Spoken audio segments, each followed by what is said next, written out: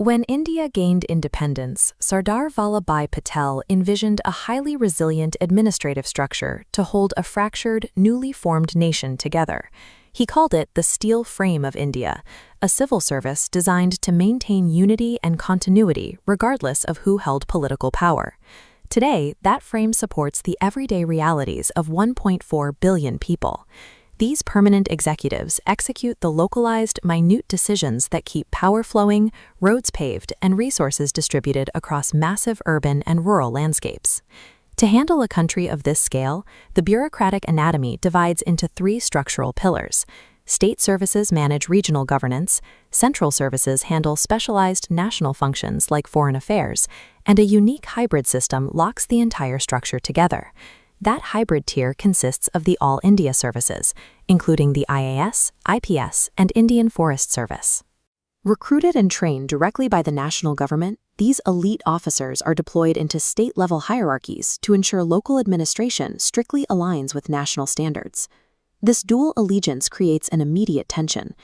If politicians pressure these officers to distribute favors or reward political loyalty, the administrative apparatus degrades into a spoil system, shifting governance away from public interest and toward personal gain. To understand how bureaucrats defend themselves against political extortion, we have to look to English common law.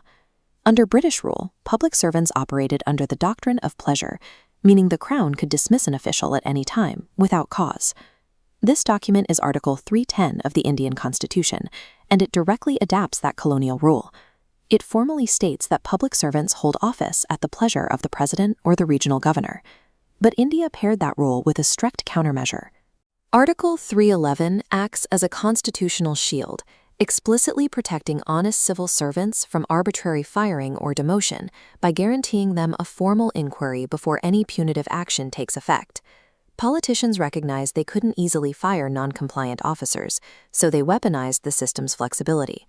They use rapid geographic transfers as a punishment, abruptly moving officers across the state the moment they refuse to bend to a minister's will. This friction destabilized the administration so severely that the Supreme Court intervened in 2013, taking up the TSR Subramaniam case to curb arbitrary transfers.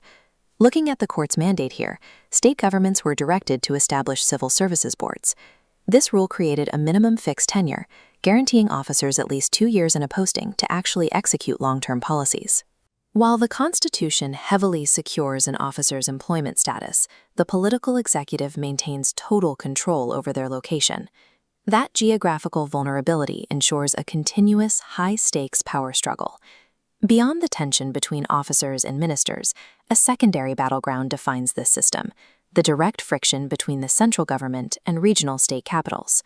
All India service officers are caught squarely in the middle.